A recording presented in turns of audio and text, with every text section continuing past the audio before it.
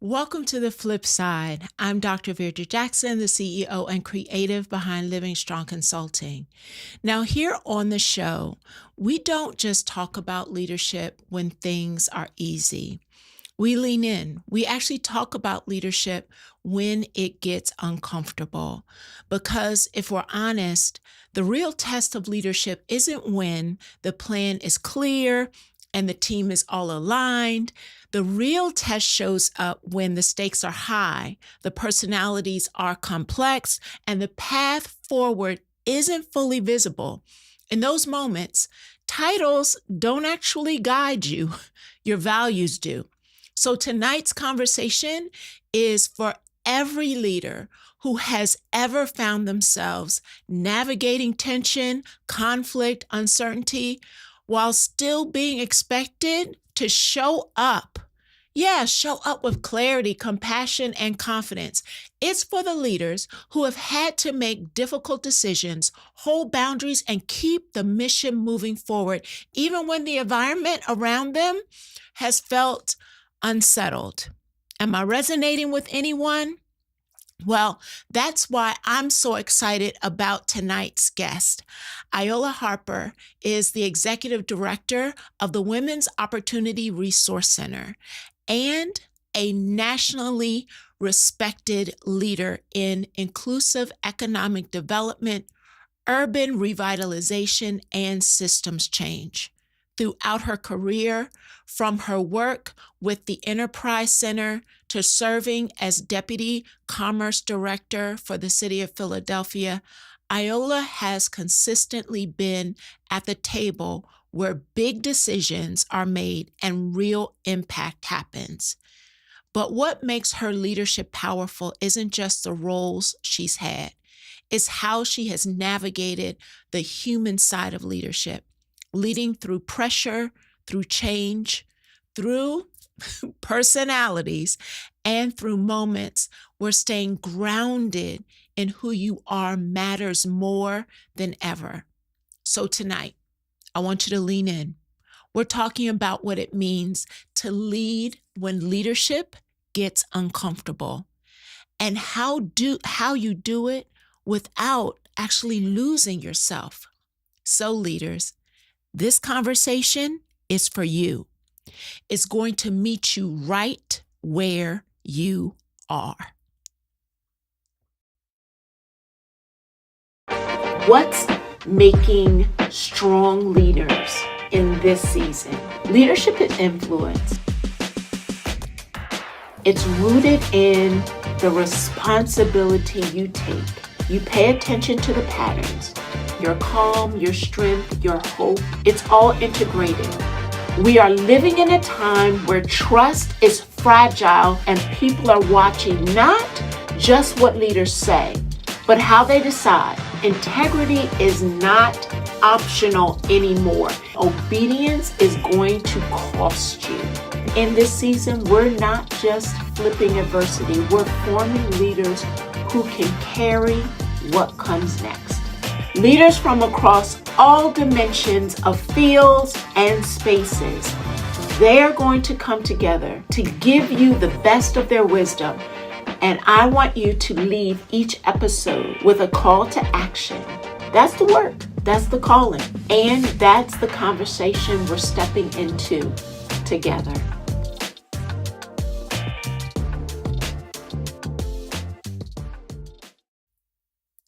Welcome to conversation number 7 of our 47 conversations with leaders who are making local, national, and global impact, and who are not just talking about leadership in theory, but they actually do the thing.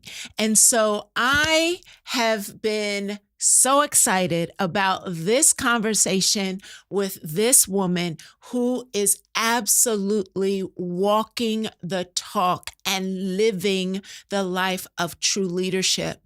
Iola Harper is a respected civic leader and coalition builder.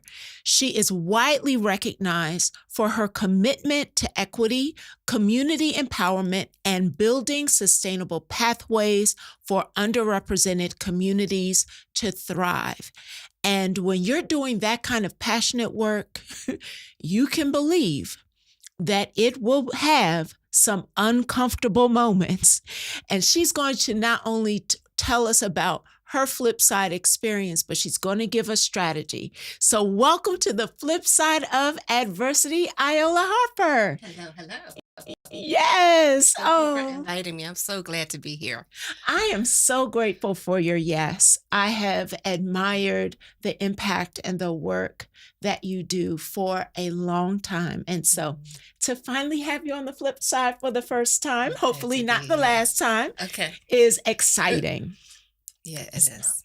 I love the topic that you have chosen to support and help our leaders who are listening.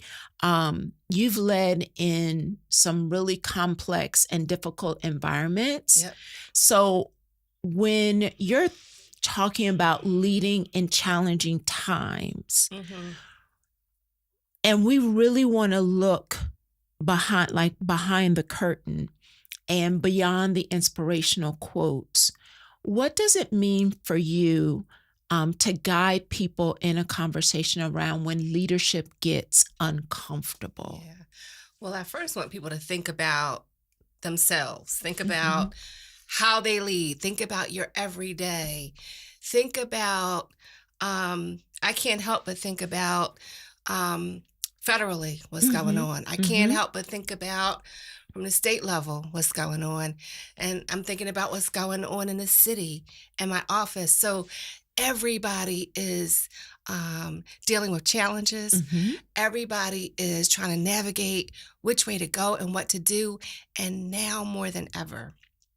And so what I say is it looks like long nights and short days.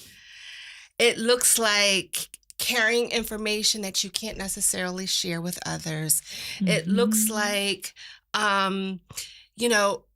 really, I want to say acting and not performing, acting and putting your best self forward, even when you don't know what's coming next. You don't know exactly what's going on, but you have to be steady and solid and ready to move ahead and lead. So what I'm hearing you really unpack is you first have to be really clear on who you want to be as a leader. Yeah, you have to. One of the things that I think is helpful is for a leader to sit down and say, okay,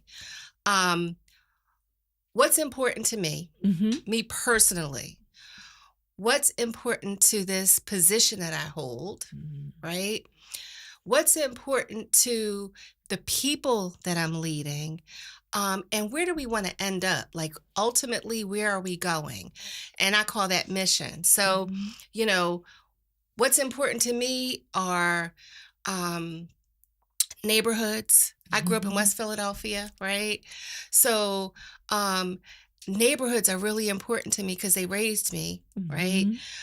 People of color are important to me. Women are important to me.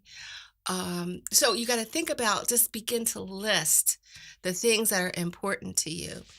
Then you have to say, okay, what is important to this role, right? And so the role that I am in, I'm leading a women's agency that does entrepreneurial training. We have a matched savings program, and we're a certified community development financial institution. And basically that means that we lend money to people that are in business to help them grow. So to me, there is a great interweaving of what's important to me and my job, right? So I'm able to lead with conviction because I am part of my own target customer, right? So you look at what's important to you, what's important to your organization, which the mission of your organization is, and you open yourself up and you lead with vulnerability. You have to. You have to say, okay, I'm not sure, but this is what I'm thinking. Yeah. This is how I think we should move forward. Things like that.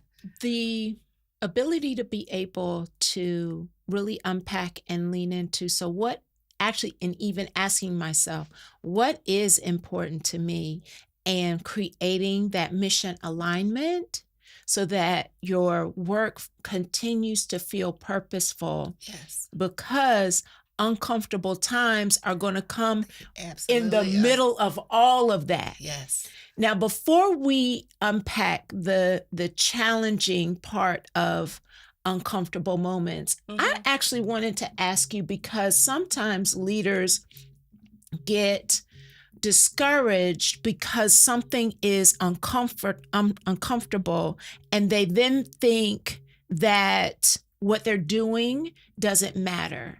So if we could start first by helping leaders who might be in a season or a moment of leadership when it's uncomfortable, they're experiencing discomfort, but it is actually a signal that the work they're doing actually matters. Yes. Can you speak to them first? Yeah, I want to say, first of all, it's easy for imposter syndrome to sneak in when that happens, right? I was hoping we would go there. Yeah, because you are leading and things just keep going wrong and people keep saying things and you're like, what?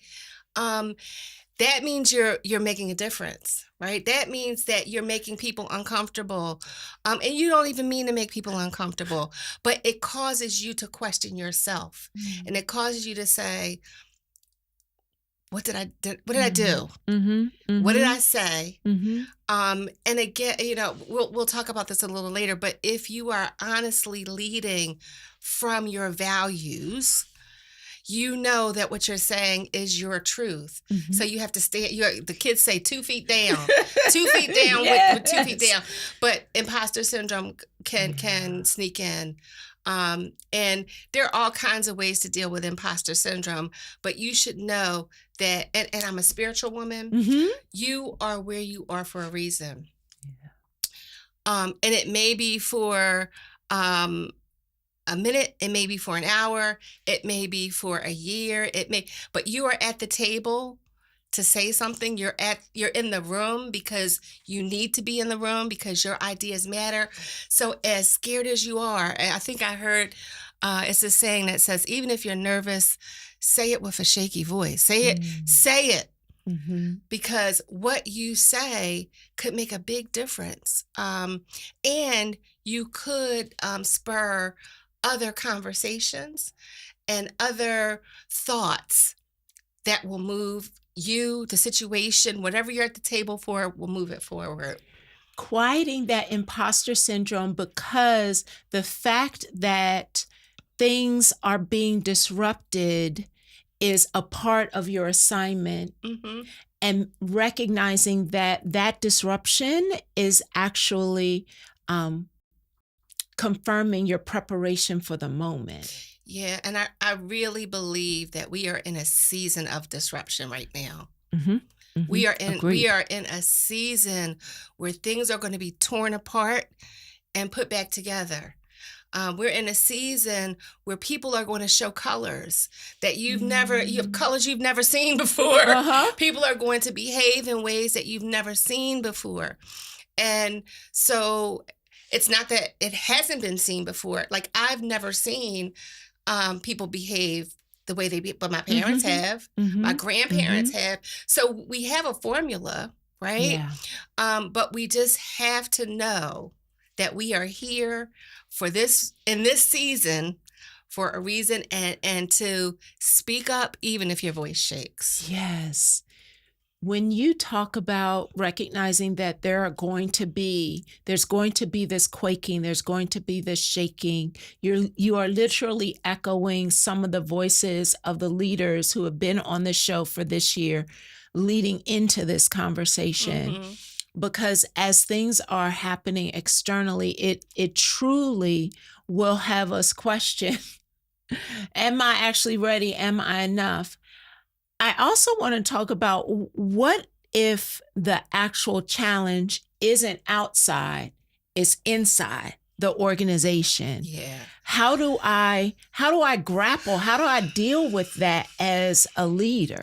Yeah, one of the have you ever dealt with somebody that doesn't have emotional intelligence? Yes. Have you ever dealt with somebody who can't read the room? Oh, Have you ever dealt with somebody who, my mother called it diarrhea of the mouth, but just says overshare. Mm. so you've got all kind of people around you. And for me, some people were there before I came, some people I brought on board, and you've got to figure out how to get the band playing the same Mm. song at the same time, right? Mhm. And so it takes emotional intelligence. Okay. It takes, um, you have to provide clarity. Oh, And by that, yeah. I mean, when I came on board at the Women's Opportunities Resource Center, I met with each staff person and I said, it's my understanding that this is your job and these are the expectations. Mm. And this is my expectation. And this is what will happen when you do your job well, right?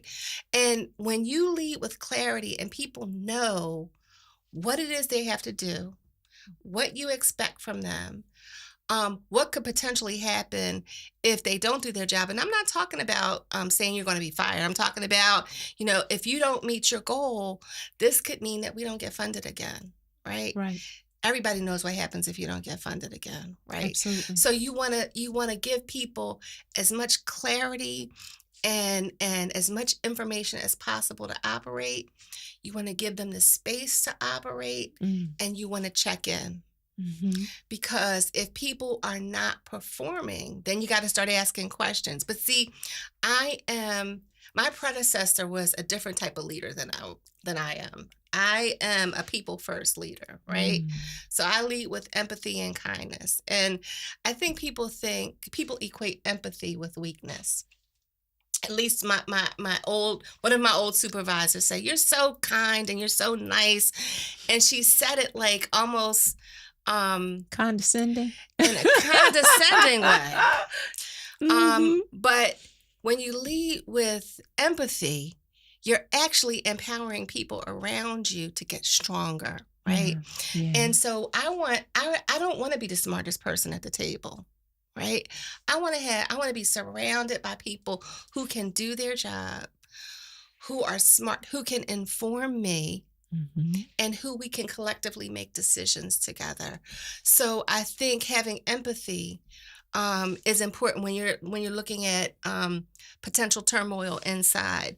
You don't have to like everybody, but you do have to find a way to communicate with them, and you have to find a way to respect them, right? And if you can find a common thread, Mhm. um, and for some people you may have a relationship where you laugh and you talk about what you did on the weekend. For some people it may not be that way, but you have to find a way to communicate. You have to say, listen, um how are you making out with that project? That might be the Right. conversation that you have. But you check in often, you provide clarity, you check in often, and then if things aren't working out, you start asking questions. So, Mhm. help me understand why this happened. Mhm. Can you tell me where you see this going? Right? Mhm. Because oftentimes, oftentimes I don't even have to. Um, I have never had to let somebody go that didn't know that they were going to get let go. Mhm. Mhm. Mhm. Because they knew what their job was. They knew what the tasks were that they had to do. They knew what I expected. And by me checking in, they knew they weren't doing it. So Mhm. it was uncomfortable, but Mhm. it was a little more comfortable than somebody being like, "Oh my goodness, I didn't Shocked. I didn't know." Right? So it really is about providing clarity and talking to people and being connected to people. Yes. You absolutely are resonating with my soul because as I think about leading from a strengths based approach as well as the concept of leadership, being able to lead people, not just the task, and that clarity. And you also put a little piece in there of providing clear expectation and giving them room Yes. to work. Absolutely. And then giving them feedback. So that's addressing that micromanagement Yes. piece that literally stifles people and ultimately ends up having them quit because they're overwhelmed by constantly hearing or being overmanaged. Yep. When you are thinking about as a leader, how do I prevent myself from, or actually not even prevent myself, how do I become more self-aware? Because you use the word, you have to have emotional intelligence. What are some cues for a leader to become more self-aware about their level of emotional intelligence so that they can empower people as opposed to stifling and strangling them? Yes. People's facial people's faces and bodies tell you everything, right? You can tell when you say something that makes somebody uncomfortable. They will fidget. They won't look at you in the eye. They will. So, you want to find a way to to let people know that they should be comfortable talking to you. And what I said is that if you've never failed, that means you've never really tried, right? So I'm letting people know it's okay if it doesn't work out, but at least you tried. And I want to talk about it. I want to talk about it.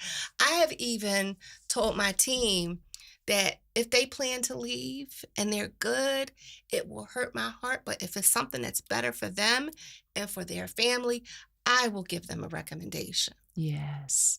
Right? Yes. When you have a human relationship with people, you will be surprised how much higher the bar gets raised. And so it's not about sneaking. It's not about whispering. It's not. Let's just talk about it. Let's just talk. Yes. If people want higher salaries, I can only pay so much, right? So if you have an opportunity to go somewhere, take your talents. I always say, you're going to make me cry. And we laugh about that. You're going to make me cry. But I would rather you go with my good graces and wishes than to kind of say, I'm leaving. You know what I mean? I'd rather know. I'd rather know. So I am, I'm not going to call myself a friend, but I lead from that perspective that you can come to me and talk to me about almost anything, not anything, but almost anything that has to do with you performing your job and getting it done. We can talk about it. That clarity provides, when we remove ambiguity out of it, it really frees people up to be more honest, more open, because they know, based on how your character shows up, they know that you will allow them to have that room to really be honest, to be open, and be their authentic selves. But I know there are leaders who avoid those kinds of conversations because they want their staff to like them. What do you say to them? I mean, you've got to be yourself. There are people that don't like me, right? There are people that don't like you. Yes. You've got to be because when I go home and look in the mirror, I've got to be like, okay, I did the best that I can do with what I have. And if you don't like me because of it, that is your option. Just, so it is what it is. It is what it is. But you cannot lead hoping that everybody likes you. Yeah. You have to lead from from your authentic self, driven by your mission, right? And that will, your team will be attracted to you when you lead that way. Because it also gives them permission to do the same. Yes. When you're authentic, it actually sends the message that you welcome that, and you are clear in who you are. Yep. So you will give them room to do the same. Absolutely. Our very first leader in the series this year said a statement that one of her mentors told her, that you should be, as a leader, you should be able to wake up every morning, look in the mirror and say, "Good morning, integrity." Yep. And that just, so when we're really operating from that place, it allows us to navigate when things get bumpy. Absolutely. You have to live inside of your skin. Mm-hmm. You have to live inside of your skin. And so when you lead in a way that counters what you believe, what you value, um, what you hold dear, you can't look in the mirror and say, "Good morning, integrity." You can't. And people have to understand that it starts with you. Yeah. Right? What you emanate, right? People feel that. Yes. Just like what people emanate, you feel it. So people can feel when you're being authentic. People can feel when you're being truthful. People can feel when you're trying to establish a relationship with them. Even if they don't want to establish a relationship with you, they know you've tried to establish a relationship with them. So to me, if I'm doing everything that I can do, that's all you can do. That's not easy work, Iola. What have you learned about yourself in this journey of when things have not necessarily gone the way you wanted them to? What have you learned about yourself as a leader in this journey? I've learned a couple of things. First of all, and I'm going to be real vulnerable here. We get it all the time. Yes, we get it all the time. I always blame myself. That always blame myself. That resonated with somebody. I always blame myself. I always say, what could I have done differently? What could I have said? How could I have positioned this so it didn't end up this way? So I know that about myself.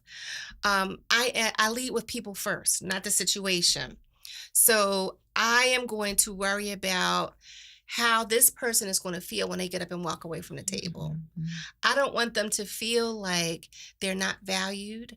I don't want them to feel like they have to run and crawl under a rock. I want them to feel like we had a conversation. It was a tough conversation, but they can still hold their head high, right? I also know about myself. What I know about myself when I'm leading is that, and most leaders, you're absorbing everything.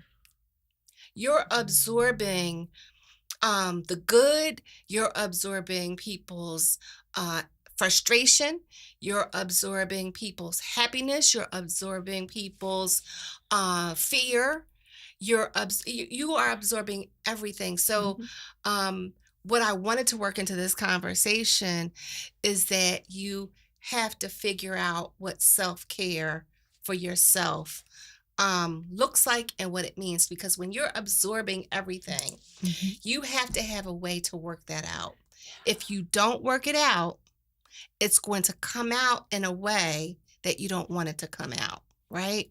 So what does self-care mean? Does it mean working out? Does it mean punching a punching bag? Does it mean mindlessly watching TV? That's one of my self-care. Just laying and watching TV. Does it mean knitting? Does it mean gardening? What is it? Does it mean, like, sometimes I'll get up and if I'm in a really tough situation trying to figure something out, I'll get up and go for a walk. Just sometimes getting outside and breathe. You have to figure out how to care for yourself, because if you don't, it's going to change the way that you lead. Yeah. That image of when you said, as a leader, you are absorbing everything, that was so vivid in my mind. And I'm so glad that you talked about how do you take care of yourself, because that's actually a part of the role of leadership. Yeah. You didn't say that, it's an option.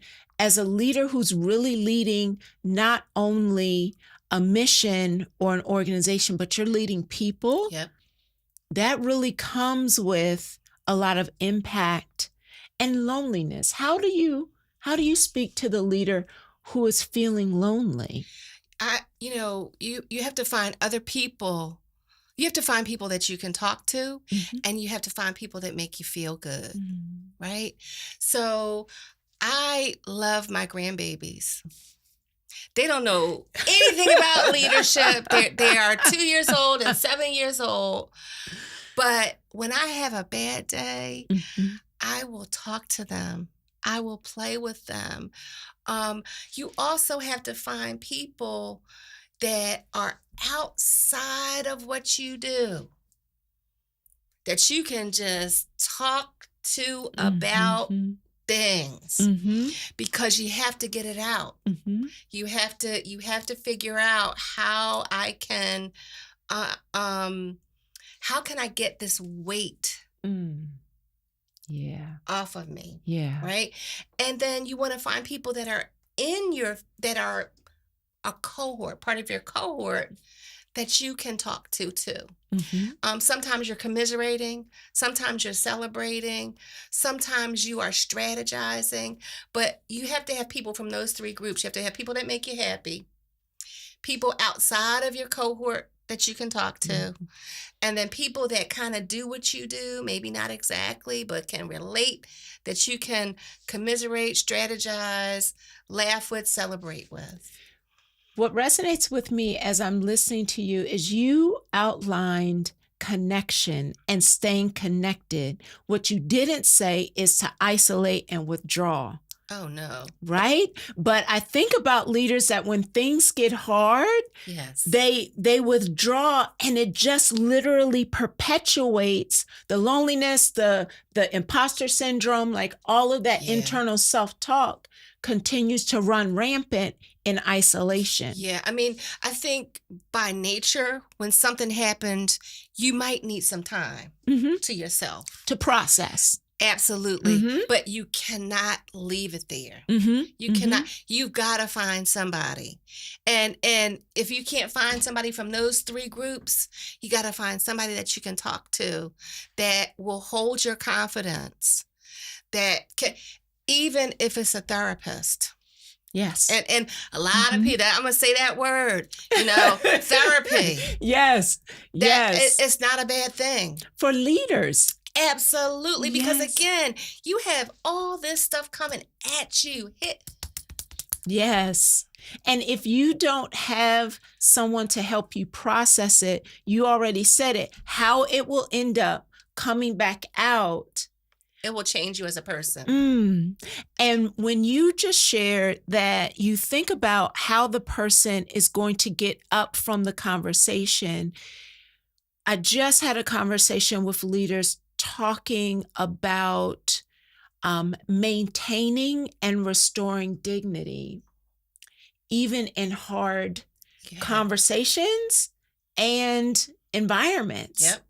That as leaders, we have to maintain and in some cases restore dignity. People are human. Mm. And there are too many leaders that do not lead with that as their forethought. People are human. They deserve to be acknowledged and treated like you are. Mm-hmm. Mm-hmm. And for me, it's not about who's up here, who's down there, it is about another person.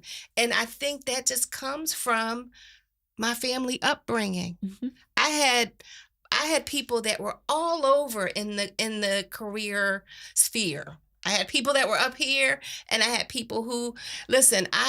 My first job out of college, there was a woman named, and I'll never forget her name, Miss Ramos, and she was the cleaning lady, and she and I had a great relationship, and people were like, why do you spend so much time with her? I said, I'm just talking to her. But you know what? I was about to go into a review, and I'm going to age myself. This was back when they had, what's the stuff that goes in between paper, that copy paper? It was like, the blue stuff. yes, that blue stuff. Yes. I forgot the name my of it. goodness. Yes. You making Right. me. Oh, you are aging. I'm aging myself. It's okay. She actually got that from the trash can of the person that was going to give me a review and gave me a heads up. She said, this is what they said. So you need to be, and she looked at me, she said, you need to be prepared when you go in there. I mean, you never know where your help is going to come from. You never know where your blessing is going to fall from. And that's just one example of, you talk to everybody. And there are people that will, after you talk to them, you say, okay, well, that's not my cup of tea. But everybody is a person. Everybody has great stories to share. Everybody has a story to tell. So, can you tell us, this is the flip side of a time, no names involved, but a time in which you were really faced with a challenging either employee or personality, and you really had to dig deep or get strategic on how to create a flip in that moment in order to stay true to who you are as a leader, but just like a challenging relationship? I have had many Okay. challenging relationships, many challenging. But I will say most recently, I have a relationship with someone who, when I first started talking to this person, it was clear that we thought different. But this person's communication style was to raise her voice, and I felt myself raising my voice. I felt myself becoming something that I did not want to become. And so I did two things. One, I talked to a couple, and this person is notorious, right? So other people know that they're like this. And so I had to talk to some folks. And what I realized is that I had to excuse myself when I felt like that behavior was going to occur. So when things got tough and the conversation got tight and voices start to get raised, I said, you know what? I'm going to excuse myself until we can talk like two humans, right? Because I feel myself about to yell, right? And you have to remove yourself. The second thing that I did was sometimes you have to just get silent. And so when that person would start saying stuff and I think sometimes purposely trying to trigger me, I would get silent and it was uncomfortable. The silence was uncomfortable. And I would say, can you explain what you meant by that? And having them explain, that almost made me laugh watching that, because then it was like, but you know what I mean? So you have to find a way to maintain, because when I the times that I yelled, and there was a couple times I couldn't sleep that night because I was like, that is not me. That is not my style. How could I allow myself to get pulled into that? So, you have to know who you are, like I said in the beginning, and what you value. Because I couldn't look in the mirror in the morning and say, hello, integrity, or good morning, integrity, because I realized I was outside of myself. So I know how I would answer, but I'm curious because I know I've heard leaders say, well, I acted that way because so-and-so did this. So how do you respond to a leader who is saying, well, they made me get there? People will trigger you. People will trigger you. You've got to have the emotional intelligence and the control to walk away, to take a breath, to silence yourself, whatever it takes to not get pulled into it. Because when you get pulled into it, then you're just as bad, right? So I'm talking to myself. Because I'm talking to myself. You've betrayed who you said you are. You've betrayed who you are. Yes. Who you are. Mm-hmm. And there were a couple of nights, I swear, that I was up all night and I couldn't believe that I had allowed this person to get me to argue. Mm-hmm. Mm-hmm. And after Yeah. the second time, I said, this is not going to happen again. This is not going to Yeah. happen again. Establish your boundaries, being Yes. clear about your standards. And you mentioned in preparation for this the word anchors. Yes. What do anchors mean to you? Anchors are what holds you to your truth, what holds you to your truth. So I've got a number of different types of anchors. I've got my family is an anchor. My faith is an anchor. My need for income is a big anchor, right? Yes. So these are all things that anchor me, that allow me to say, okay, take a breath, step back, slow down, because a lot of leaders, they like to move fast. Yes. You got to move on to the next thing. You got to get this done. But sometimes you have to have reflective time. You have to have time to think about stuff before you say it. Even when things seem to, we started this conversation, things seem to be moving so fast and quaking, and you're saying for me to take reflective time? Yes, you got to. Mm. You got to. It's a non-negotiable. Listen, we go to, as a people, we go to bed and we wake up the next day and something has happened. Yes. Right? I don't want to operate that way. Mm. I don't want Mhm. to operate that way. I Mhm. want to move with strategy. Yes. I want to move with thought. I want to move having thought about what happens if I do this? Mhm. What happens if I do that?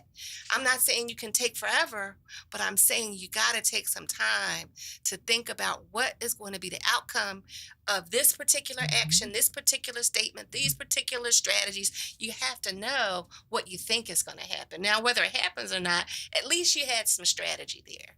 Well, when you circle back to your conversation around self-care and recognizing all the things that you're absorbing, you can't even access the most creative part of your brain if you are constantly on that treadmill, if you are constantly pushing and grinding, if you are Yep. constantly ignoring or pushing aside Yep. the things that you're absorbing. You can't even access the creativity to get strategic. Yep. I will tell you that when you find whatever activity that guides your self care, you're going to find that ideas are going to come to you. When you're walking through the woods, or you are knitting, or you're sitting on the porch listening to the birds chirp, whatever it is that you do, you're going when you allow yourself time to reflect, you're going to be able to untwist the spaghetti bowl of issues that are in your head. Yeah. The time, the reflection, the slowing down, the regulation. Can you share a little bit about the Women's Opportunity Resource Center and how you hope to impact women so that they lead from this kind of place? Yeah, so we have a staff of 10 people right now, both men and women. Mm-hmm.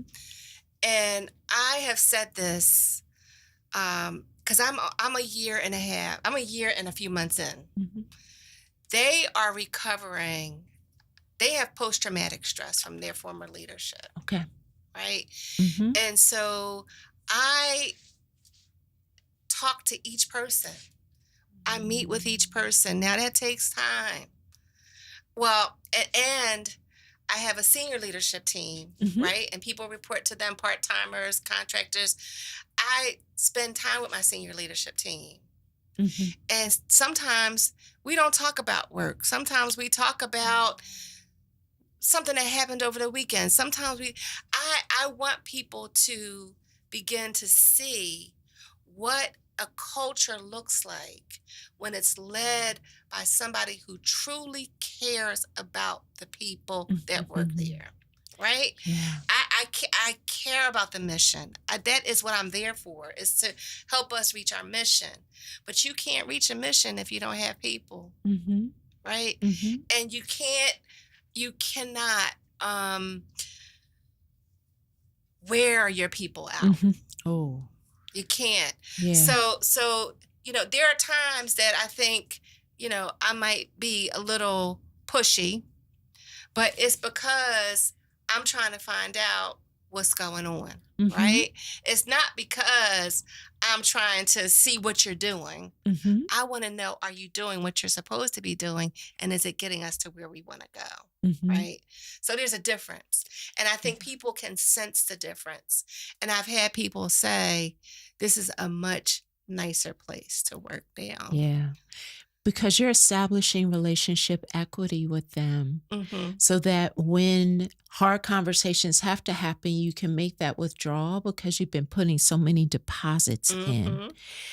When you just said there are leaders who have had to come into organizations and they have inherited pain and wounds, and you just shared that you actually have to take a beat to recognize that not only do you absorb things, but staff get impacted. Absolutely. And create intentional space to heal. Yep. Absolutely.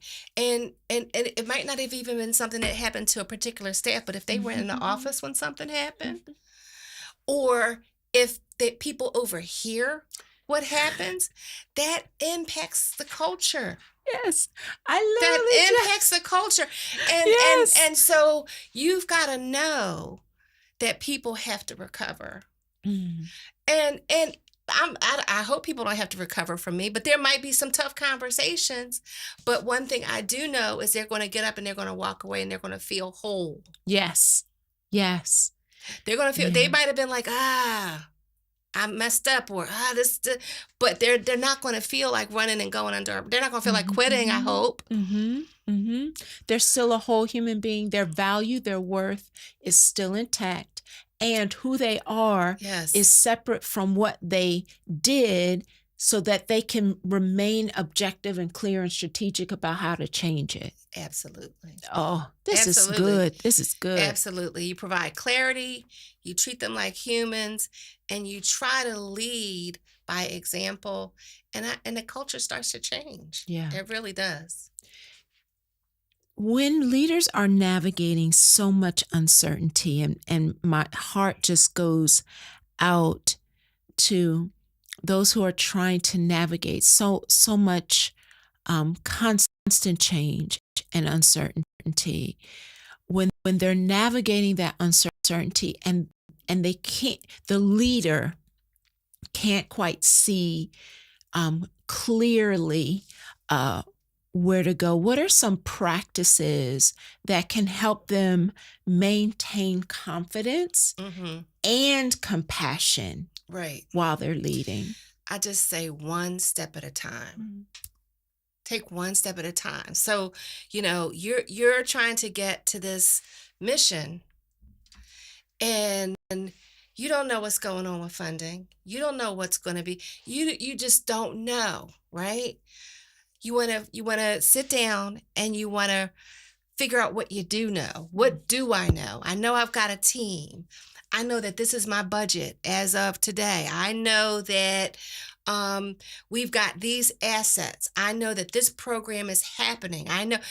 And what is the logical next step? How do you eat an elephant? One bite at a time. Yep. And that's how you have to look at it, because when you try to lead too, and even in times that were less volatile than they are right now, people that do, I never believed in 5-year strategic plans. I never believed in I plan a year, 2 years in advance maximum, because things are going to change. They're going to change. Yeah. Now we plan. We just plan every day. Every day. Okay, this is what we're going to do today, and we're going to see what happens. And if everything, but you just take one step at a time. And thinking about what you shared earlier, even when you have to do that one day at a time, if you've been leading in a way where you're leading with people first, you are keeping people's dignity intact. You have provided them with clear expectations and you've given them room. You created a team that becomes empowered you got a think tank. Yes. You got a think Oh, tank. yes. Because no leader can do it by themselves. Everybody has good ideas. Oh. Everybody has valuable things to contribute. And when you have a think tank, Yes. right? This is what you need today. You need a think tank. You don't need somebody that's scared to say something. You don't need somebody that's worried about getting in trouble because this, that, or the other. I want people to say what they think. Yes. Even if it makes me angry. Even if I'm like, really? Yes. Are you sure? I mean, but I want to have the conversation because that could be something that really is helpful to the agency. Yeah. It could be something that really helps the people that we serve. This is so powerful. And I know people are like, oh my goodness, where is she? So how can they follow you? You can follow me on social media. All of my my handles have Iola in them. And there's not a lot of people that have Iola. So it's like Iola H. My Instagram is Iola H. You can get me on LinkedIn at Iola Harper. But yeah, this conversation is timely, and I am part of a group of nonprofit leaders. I'm a part of a group of Black nonprofit leaders, and those groups are tremendous because they help you understand the landscape, but more importantly, they help me see where WRC plugs in, and they help me see what good decisions are, and maybe what bad decisions are.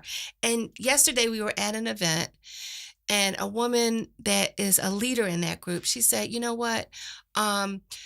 You should not be judged by your last decision.